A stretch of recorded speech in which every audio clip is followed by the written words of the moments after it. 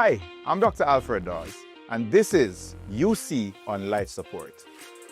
In our first two episodes, we outlined the history and regional significance of the UHWI, the infrastructure and supplies crisis, and the staffing concerns. Today, we connect these failures to the system that enables them, procurement. This is about how public money disappears, how basic needs go unmet while millions are spent elsewhere. Long before the Auditor General's report landed in Parliament, the staff at the UHWI were asking the same questions we are asking now. In one letter, consultants formally requested further information regarding what the procurement process entails. They wanted to know who are the persons responsible for generating the needs list that guide the procurement process. Do consultants and frontline staff have any say in what items are required and ordered? Are the procurement documents available as public records, past and present? These are not technical questions. These are governance issues. If the people treating patients don't know who decide what the hospital buys, how then can procurement reflect clinical priorities? The answer, as we know now, is that it simply doesn't. The consultants documented that despite the lack of basic equipment and supplies, there seems to be a strong motivation by the hospital management to procure items that have not been requested by senior medical staff. They wrote plainly, "This raises questions regarding financial and accounting practices of the hospital." The Auditor General confirmed every single concern that the staff had raised.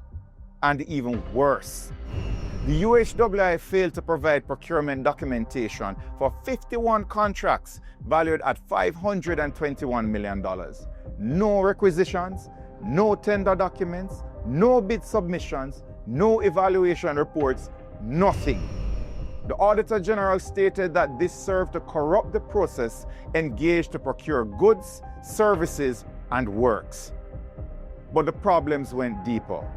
The UHWI routinely engaged in what the Auditor General called retrospective procurement, inviting suppliers to bid for goods and services after they had already been delivered and the works already completed. The bid invitations implied that a legitimate competitive process had taken place when in fact the outcome was already predetermined. If this sounds familiar, it is due to the fact that another Ministry of Health and Wellness scandal recently featured payment for services after the fact but were labeled as reimbursements. Examples of this included the purchase of 41 laptops and renovations to multiple facilities, the staff clinic, the occupational building, doctor's quarters, daycare nursery, wards 17 to 20, and the Wi-Fi building, valued at a whopping $69.2 million, where the UHWI only began inviting bids after the goods were delivered and the works completed. The hospital also spent $186,600 on consultants, supposedly to develop strategic and operational reviews. Yet, when the auditors asked for the approved strategic plans done by those consultants, they could not be provided. Money paid out and nothing to show for it. Absolutely nothing. The UHWI misused its status to import $76 million worth of goods for 4 private companies, costing taxpayers $23.1 million in lost revenue. In one case, the hospital imported cups and dishes for a private company, then purchased those same items back for $6.9 million. In another, waste bins worth $6.6 million were imported for a private entity, saving them $3 million in duties. Then the UHWI turned around and bought the bins back for $11 million and covered the remaining import duties of nearly $1 million. Again, we have seen this pattern before. Remember that neurosurgical drill that was bought by the Southeast Regional Health Authority and brought in duty-free, saving the company millions of dollars in taxes? and later sold to the same Sarah for $31 million? Is there a common thread to all this, we must ask? The UHWI scandal is not isolated. It is a part of a systemic procurement crisis across the Ministry of Health and Wellness. In October 2025, the Integrity Commission released a damning report on the ministry's misuse of direct contracting, a procurement method meant only for contracts under $500,000 or in genuine emergencies. The Commission found that 15 contracts totaling $78.6 million were awarded using direct contracting in direct breach of the Ministry of Finance guidelines. The report also found that the minister created a perceived conflict of interest and that he appeared to advance private interests.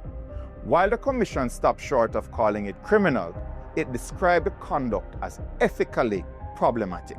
During the COVID-19 pandemic, the same pattern was seen. An Auditor General report found that the Ministry of Health and Wellness made payments totaling $337 million to 7 hotels for quarantine facilities, but yet they only had formal contracts with only 1. The 6 providers without contracts received a total of $293 million. The ministry also paid $124 million to 8 suppliers for infrastructural works without any contracts in place and did not report this to the National Contracts Commission in the justification for using direct contracting.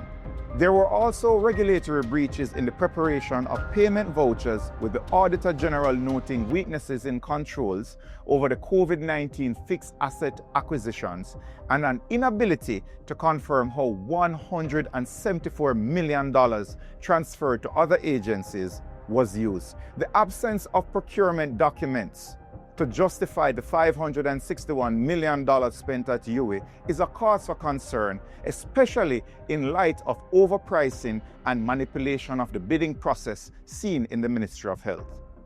There was a $31 million neurosurgical drill purchased for the Bustamante Hospital for Children in 2025 that highlighted this practice.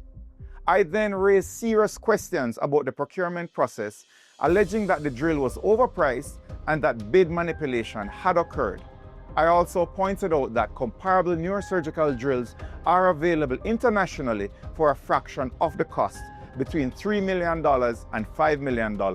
Yet SARA, the Southeast Regional Health Authority, approved a $31 million purchase as a result of the vendors breaking up the drill set and pricing each component, even the power cord, separately. Court documents filed by the supplier revealed that the Ministry of Health itself was the importer of the drill and that the procurement was facilitated through standard operating procedures. Yet SARA, in its public statements, never disclosed the ministry's role in facilitating the import. Despite the threats of lawsuits that I received that my allegations were false and defamatory, this procurement of the neurosurgical drill is currently being investigated by the Integrity Commission. This is the same minister who, after the Integrity Commission exposed the improper $80 million contracts, spoke about strengthening procurement practices. The same minister who assured the country that systems were sound, even as scandal after scandal emerged. So how does this really work? How do you award hundreds of millions of dollars in contracts with no documentation whatsoever? How do you bypass competitive bidding, misuse tax exemptions, and overpay for basic equipment, all while telling the public that everything is fine? Well, here's the playbook. 1. Sideline the clinicians. Keep the frontline doctors and consultants, nurses, and the end users out of the procurement decision-making process. That way, the needs list reflects management priorities, not patient care and staff priorities. If they are to be included, give them an option that is impossible to select when compared with the option that you want to be seen as chosen through a process that is above board. 2. Use retrospective procurement. Award contracts, receive goods, complete works, then hold a fake bidding process after the fact to create the appearance of compliance. 3. Abuse emergency provisions. Use the direct contracting and single source methods for contracts that should go to competitive tender, citing urgency even when no genuine emergency exists. 4. Don't keep records. If there are no contracts, no evaluation reports, no procurement files, then auditors cannot prove anything was done improperly. 5. Protect the powerful. When scandals break, create a review committee to kill the story, issue vague statements about procedural improvements, and wait for the news cycle to move on. And 6, splinter the contracts so they do not meet the threshold for further interrogation. This is how a ministry gets away with financial murder. This is not about one drill, one hospital, or one scandal. This is about a system designed and maintained to reward the connected and punish the honest.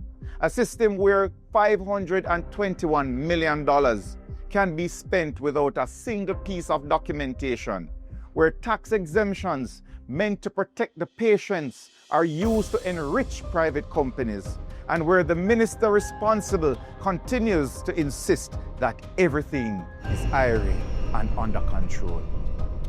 In the next episode, we look at the people at the center of this system, the Manchester Boys they call them, and how their leadership has created a culture where speaking up is dangerous and accountability is optional.